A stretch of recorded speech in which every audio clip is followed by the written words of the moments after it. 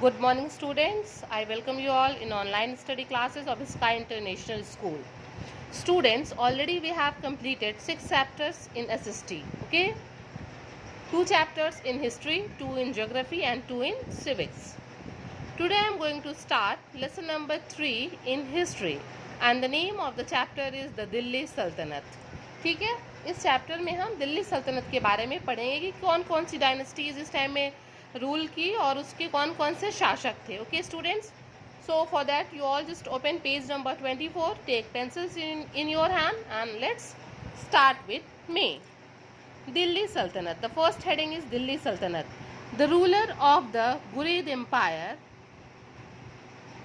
Muhammad of Gaur, defeated Prithviraj Chauhan in the second battle of Tarai in 1192. ठीक है, जो गुरीद empire था जो इस समय अफगानिस्तान में है, गुरीद एम्पायर के शासक मोहम्मद गौर ने क्या किया, पृथ्वीराज चौहान को जो है वो सेकेंड बैटल में तराई के युद्ध में जो है उनको सेकेंड जो बैटल हुआ, तराई का युद्ध जो हुआ, तराई का द्वितीय युद्ध जो हुआ, उसमें 1192 में पृथ्वीराज चौहान को गौर ने हराया.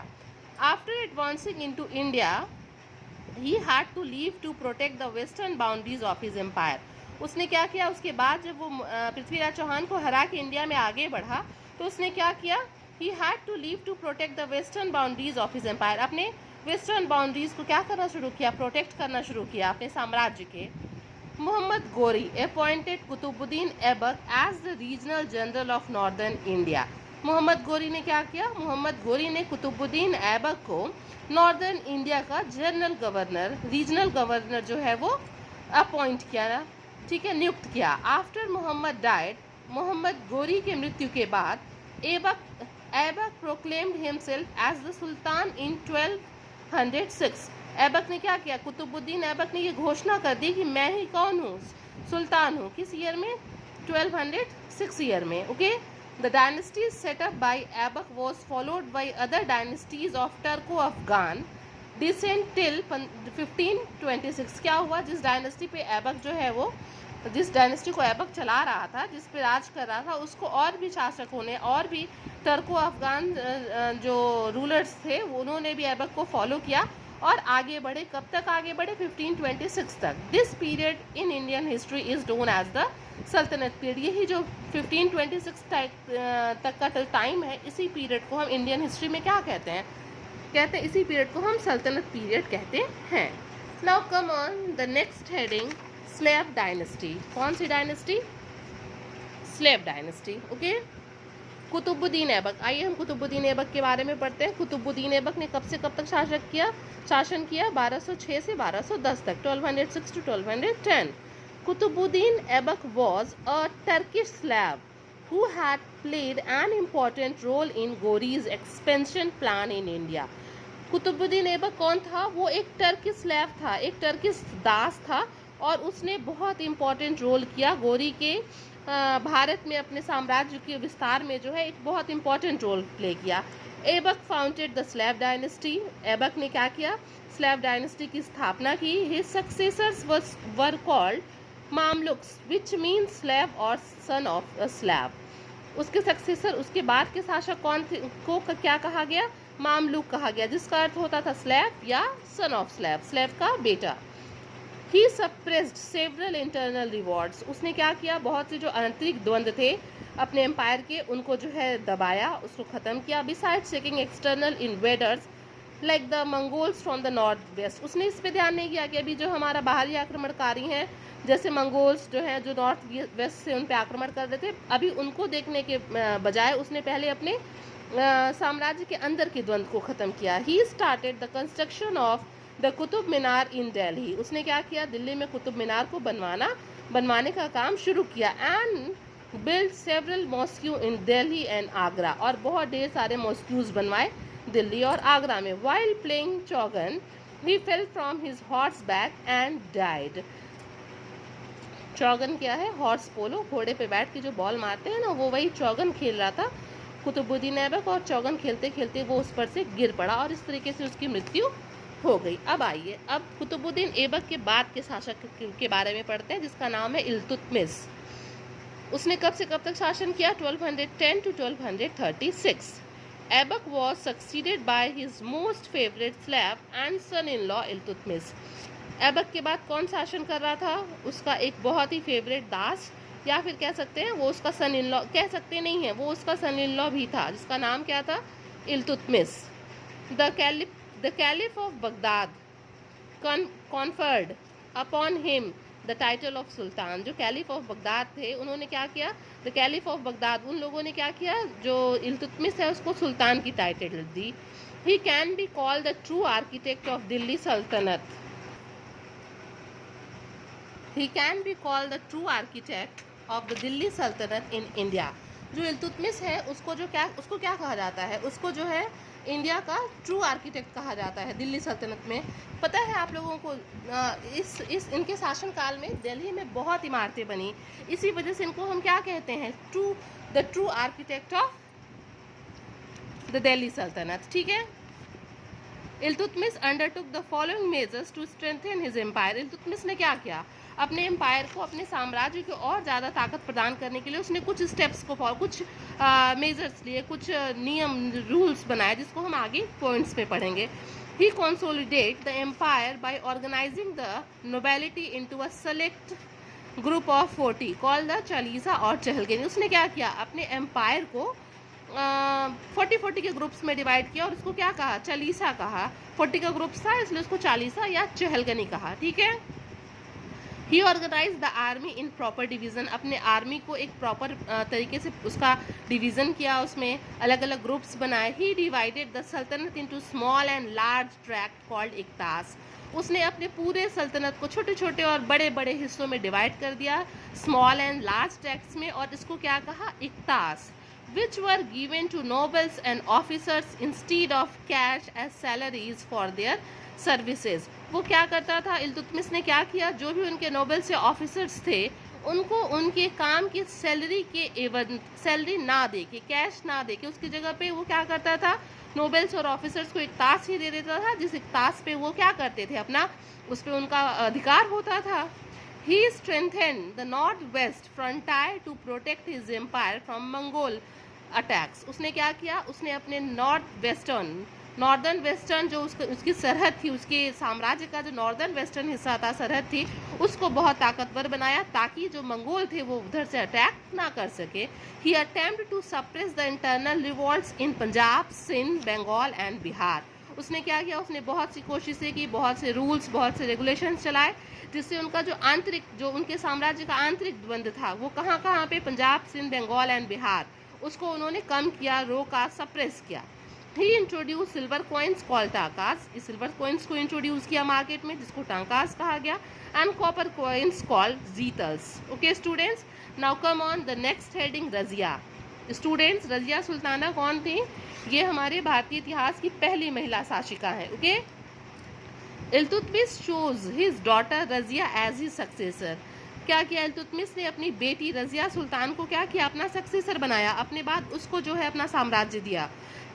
उनके ऐसा नहीं था कि उनके बेटे नहीं थे, बट उन्होंने रजिया सुल्तान को ही दिया। He felt that none of his sons were capable of ruling. उनको ऐसा लगता था, उन्होंने ऐसा महसूस किया कि उनके जो बेटे हैं वो उनके शासनकाल में, मतलब अपने साम्राज्य को अच्छे से आगे नहीं बढ़ा पाएंगे, उतने कैपेबल नहीं है, इसलिए उन लोगों ने क्या किया? रजिया को जो है गद्दी पे बैठाया। Razia was a brave, intelligent and just ruler. Razia क्या थी? एक बहुत बहादुर, बुद्धिमान शासिका थी। But the noble could not accept her as the sultan. But जो नोबल्स थे, जो ऑफिसर्स थे, वो उनको सुल्तान के रूप में एक्सेप्ट नहीं कर पा रहे थे। Both the ulema and nobility found it humiliating to work at her command। क्या? और ये यूलेमा क्या है? जो मुस्लिमों में जो क्लर्जी होते हैं ना, उसको हम यूलेमा कहते हैं। तो उनको भी, नोबिलिटी को, मतलब इन लोग को ये चीज़ ह्यूमिलेटिंग, मतलब बेइज्जती करने वाला, इंसल्ट करने वाला लग रहा था कि वो एक महिला शासिका के कमांड को फॉलो करें।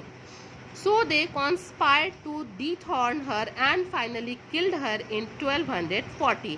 इसलिए उन लोगों ने षड्यंत्र रचा, साजिश रची, और क्या किया? उनको गद्दी से हटाया, और अंत में 1240 में उनकी क्या करवा दी? मृत्यु करवा दी, उनको मरवा दिया। Now after Razia Sultana. The next is Ghiyasuddin Balban. Ghiyasuddin Balban ruled from 1265 to 1286. In 1265, a Turkish slave called Balban, who had become a leading member of nobility. ये कौन था? ये जो है नोबिलिटी का जो है एक लीडिंग मेंबर था. ओके, 1265 में टर्किश स्लेव था ये. टूक ओवर एज सुल्तान, और इसी को क्या किया गया? रजिया के बाद इन्हीं को गद्दी पे बैठाया गया. He undertook the following measures to strengthen the position of the sultan. अब देखिए इसने कौन कौन से मेजर्स फॉलो किए अपने सुल्तान की पोजीशन को और शक्ति प्रदान करने के लिए. He defeated many local rulers, उसने बहुत से लोकल राजाओं को जो है हराया. He defended his kingdom from Mongol invasions and internal revolts, उसने जो है अपने साम्राज्य को मंगोल के आक्रमण से भी बचाया और इंटरनल रिवॉल्ट से भी बचाया. He established an efficient space system, इन्होंने एक जासूसी प्रक्रिया को अपनाया, उसको अच्छे से इस्टेब्लिश किया और इस तरीके से वो जो है उनके जासूसी प्रक्रिया इनके टाइम में बहुत इफिशिएंट हुई. He restored law and order in the Ganga Yamuna doab by adopting a policy of blood and iron. इन्होंने क्या किया? इन्होंने एक लॉ एंड ऑर्डर को रिस्टोर किया जिस गंगा यमुना डोव में, जो किस पॉलिसी पे वर्क करती थी? Blood and iron. He mercilessly punished robbers, जो लोग रॉबर्स थे उनको इन्होंने बहुत ही क्रूरता से बिना दया दिखाए उनको पनिश किया. एंड डिस्ट्रॉयड द जमींदार हु डिफाइड हिज अथॉरिटी, और क्या किया? जो जमींदार थे जो उनको बार बार ललकारते थे उनको भी उन लोगों ने जो है बलबन ने नष्ट किया. ओके, अब आइए, अभी तक हम क्या पढ़ रहे थे? अभी तक हम लोग स्लैब डायनेस्टी के बारे में पढ़ रहे थे. Student, this is Qutub Minar. Okay, construction started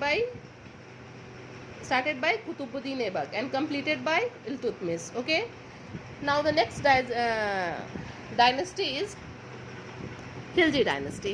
Balban consolidate the Turkish rule in India. क्या किया उसने? टर्किश रूल्स को जो है बलबन ने क्या किया था?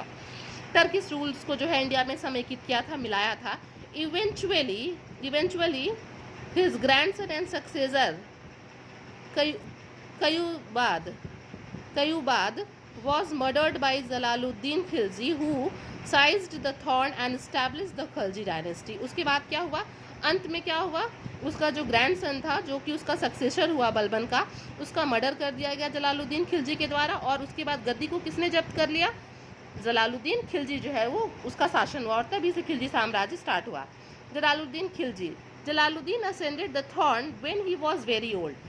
अब जब तक जलालुद्दीन उस गद्दी पे बैठा खिलजी डायनेस्टी के, तब तक वो बहुत बूढ़ा हो चुका था. His nephew Alauddin Khilji murdered him in 1296 CE and become the next Sultan.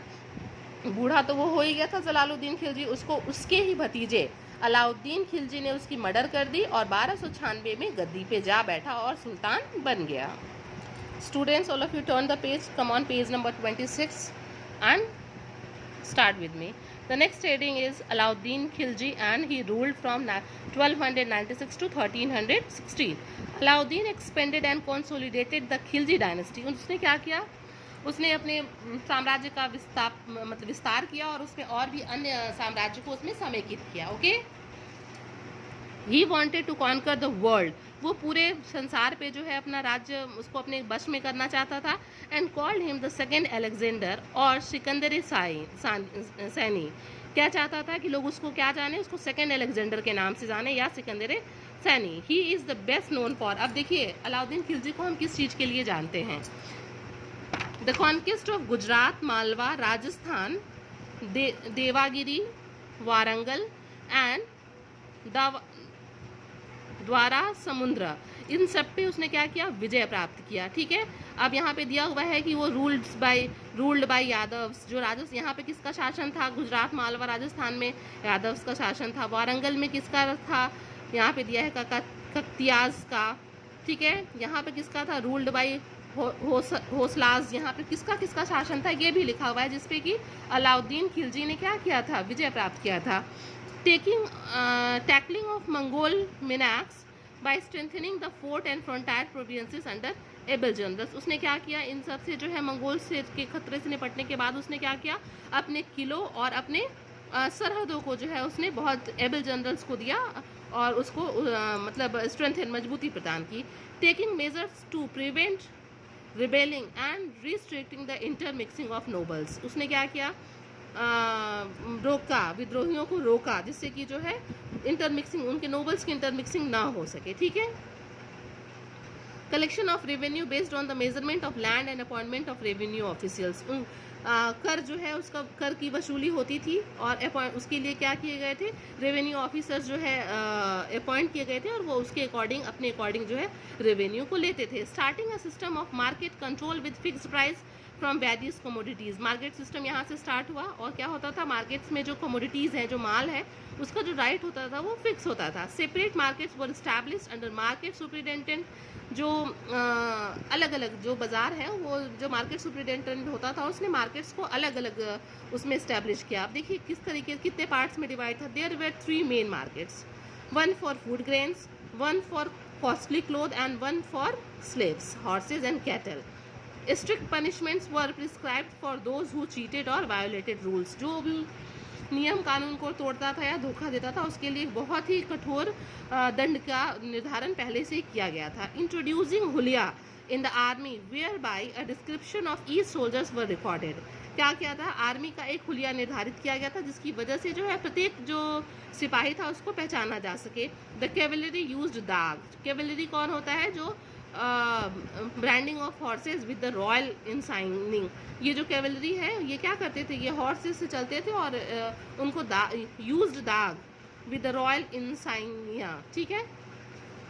Organising a very efficient space system. इनके शासनकाल में बहुत ही अच्छा स्पेस सिस्टम था। स्पे मीन्स जासूसी, जो वो जासूस होता है। ठीक है।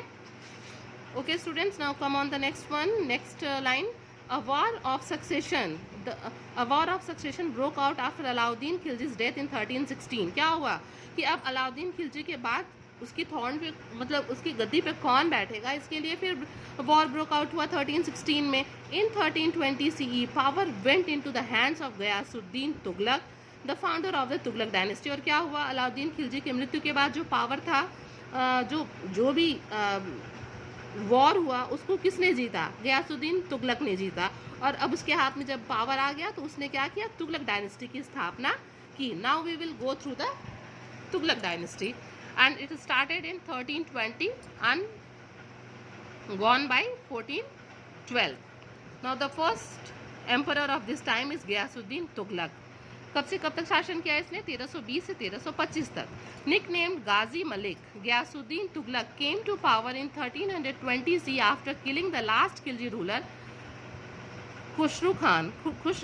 इसने क्या किया, जो गाजी मलिक था, जो निक नेम था, गयासुद्दीन तुगलक का ही नाम गाजी मलिक था, इसने क्या किया, 1320 में इसने लास्ट खिलजी डायनेस्टी के जो रूलर है, जिसको खुसरू खान नाम है, उसकी जो है हत्या कर दी और इसके बाद ये खुद जो है गद्दी पे आके बैठा। He build the famous Tughlakabad fort in Delhi. इसने दिल्ली का जो एक बहुत ही फेमस फोर्ट है तुगलकाबाद फोर्ट, उसको इसने बनवाया। Ghiyasuddin died under mysterious circumstances in 1325। बहुत ही रहस्यमय परिस्थितियों में गयासुद्दीन तुगलक की भी मृत्यु हो गई। और किस सन में हुई, कब हुई, 1325 CE, common era, 1325 common era. Now come on the next one, next ruler and his name is Mohammad bin Tughlaq. Jona Khan succeeded his father to the throne under the title of Muhammad bin Tughlaq in 1325. ठीक है, गयासुद्दीन तुगलक के बाद जौना खान जो है वो अपनी गद्दी पे बैठा। ठीक है, एंड उसको क्या नाम दिया गया, Mohammad bin Tughlaq in 1325। We get information about his reign from the accounts of Ziauddin Barani Isami and the Morocco traveller Ibn Battuta. अगर हम इनकी बुक्स को पढ़ें, हमको इसके बारे में कहाँ से जानकारी मिलती है कि मोहम्मद बिन तुगलक ने इस टाइम शासन किया इनके बाद, जिनका नाम क्या था, जॉन खान था। अगर हम कुछ लोगों की, कुछ ट्रैवलर्स की, मोरक्को ट्रैवलर्स हैं और कुछ और भी लोग हैं, अगर हम इनके बुक्स को, इनके अकाउंट्स को पढ़ेंगे तो हमको पता चलेगा इन मोहम्मद बिन तुगलक के बारे में। Mohammad bin Tughlaq undertook several ambitious projects which became controversial and were largely responsible for his unpopularity and failure। क्या किया, मोहम्मद बिन तुगलक ने बहुत ढेर सारे महत्वाकांक्षी प्रोजेक्ट्स को जो है प्रोजेक्ट लेके वो आया, और वो क्या थे, आपस में कंट्रोवर्शियल भी थे, विरोधाभासी भी थे। यही कारण बना, यही जो है जो कंट्रोवर्शियल प्रोजेक्ट्स थे उनके, बहुत एम्बिशियस प्रोजेक्ट जो थे, यही उसके अनपॉपुलरिटी, उनके मतलब बहुत ही पॉपुलर ना होने के और उनके फेल होने का कारण बना। Mohammad bin Tughlaq expeditions to conquer Khurasan and Qarachil too met with disastrous consequence. He faced various rebellions in the last decade in his region, मतलब लास्ट में उसको बहुत से विद्रोहियों का सामना करना पड़ा। Let us discuss some of his projects and reasons of their failure. अब यहाँ पे देखिए कुछ प्रोजेक्ट्स और रीजंस दिए गए हैं स्टूडेंट्स। मैं आपको ये होमवर्क दे रही हूँ, ठीक है, आप इसको देख लीजिएगा। ये होमवर्क में क्या है, ये होमवर्क में कुछ नहीं है, बट अगर आप इसको खुद पढ़ेंगे तो आपको समझ में आएगा। मोहम्मद बिन तुगलक ने कुछ एम्बिशियस, कुछ बहुत ही कॉन्ट्रोवर्शियल प्रोजेक्ट ले लिए थे जो उनके फेल्योर का कारण बने। अब रीज़न क्यों बने वो फेल्योर का, वो भी यहाँ दिया हुआ है, reason for failure. Mohammad bin Tughlaq के प्रोजेक्ट्स भी दिए गए हैं और उसके फेल्योर के रीज़न भी दिए गए हैं। अभी आप इसको होमवर्क में पढ़ोगे, later on I will also explain you these things, okay. Now after Mohammad bin Tughlaq, all of you come on the next ruler, and the name of the next ruler is Firoz Tughlaq, okay. He ruled from 1351 to 1388, okay student. Muhammad bin Tughlaq was succeeded by his cousin Firoz Tughlaq. Mohammad bin Tughlaq के बाद उसकी गद्दी पे कौन बैठा, उसका cousin Firoz Tughlaq, who was nominated by the ulemas and nobles. उसको किसने नॉमिनेट किया था, जो युलेमा थे, नोबल्स थे, उन्होंने उसको नॉमिनेट किया था। He lacked the temperament and courage of a strong ruler and tried to pacify the ulema by adopting populist policies. आप आइए देखते हैं उसने क्या पॉलिसीज को अपनाया, ठीक है। He imposed a tax on non-Muslim called जजियाज। जो नॉन मुस्लिम्स थे उनके ऊपर उसने टैक्स लगाया और उस टैक्स को क्या कहा गया, जजिया। He allowed a noble son to succeed to his father's position, मतलब नोबल्स के बाद जो है कौन दूसरा उनकी जगह को लेगा, जो उनका बेटा होगा। And Jagir after the letters death, और उनकी मरने के बाद जो है वो सब कुछ जो है वो वही लेगा। The same was done in the army, army में भी यही हुआ। This proved detrimental of the sultan, okay. Firoz Tughlaq undertook numerous measures for the well-being and welfare of the common people. इसने जो सामान्य लोग थे, जो कॉमन पीपल थे, उनके लिए बहुत कुछ किया, उनके भले के लिए। Like construction of canals to facilitate agriculture, बहुत से नहरों का निर्माण कराया ताकि वो अच्छे से कृषि कर सकें। In addition he also constructed various sarai मतलब जहाँ पे लोग रुकते हैं, बहुत से सराय का कंस्ट्रक्शन कराया। एंड मदरसा मीन्स जो मुस्लिम के बच्चे जहाँ पढ़ने जाते हैं स्कूल्स में, उसको हम मदरसा कहते हैं। Firoz successor was incompetent. It was during the reign of Nasiruddin Mahmud, the last ruler of the Tughlaq dynasty. इनके बाद फिरोज तुगलक के बाद यही आए नसीरुद्दीन मोहम्मद, ये तुगलक डायनेस्टी के लास्ट रूलर थे। That Timur, the Mongol ruler of Samarkand central Asia. Taimur invaded India in 1398. He plundered many towns and cities. However, Tughlaq rule continued till 1414 CE. इसके बाद जो है तैमूर भारत में आए और उन्होंने इनको भी हरा के नसीरुद्दीन मोहम्मद को अब जो है उन्होंने भारत में कब तक शासन किया, 1414 CE कॉमन एरा तक, ठीक है। अब आइए हम देखते हैं सैयद डायनेस्टी। हम लोगों ने कौन कौन सी डायनेस्टी देखा, सबसे पहले स्लैव डायनेस्टी को देखा हम लोगों ने, slave dynasty we have seen, just see. After that we have seen the Khilji dynasty, after Khilji dynasty the Tughlaq dynasty, and now we are on the Sayyid dynasty, okay students. Year after Taimur left India, his deputy Khizr Khan captured the throne and established the Sayyid dynasty in 1414 CE। Timur जब भारत से चला गया तो उसके बाद क्या था, उसका जो